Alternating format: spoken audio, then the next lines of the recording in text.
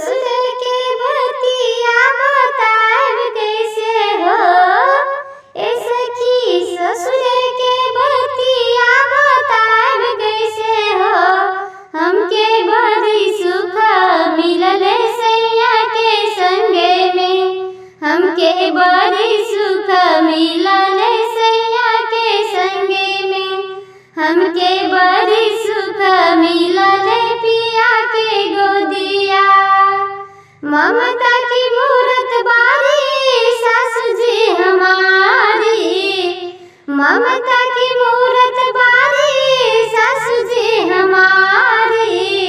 बहू नहीं कहले कहे बेटी दुलारी। बहू नहीं कहले कहे बेटी दुलारी।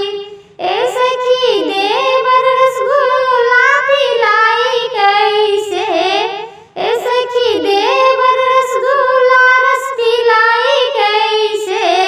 हमके बड़ी सुख मिलल पिया के संगे में। ए सखी बड़ी सुख मिलल सैया के संगे में।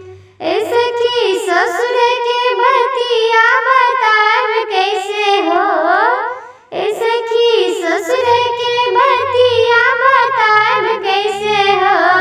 हमके बड़ी सुख मिलल पिया के गोदिया।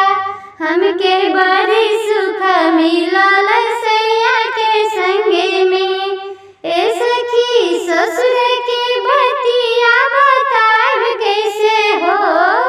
ए सखी ससुर के बतिया बताब कैसे हो।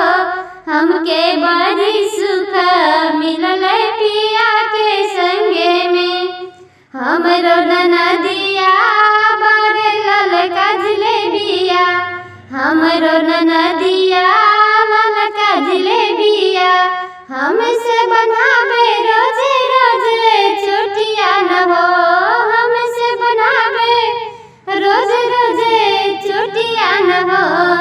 ए सखी गोतिन कहे बहिन हमार बताब कैसे हो। ए सखी गोतिन कहे या बहिन हमारा हम बताब कैसे हो। ए सखी ससुर के बतिया बताब कैसे हो। ए सखी ससुर के बतिया बताब कैसे हो। हमके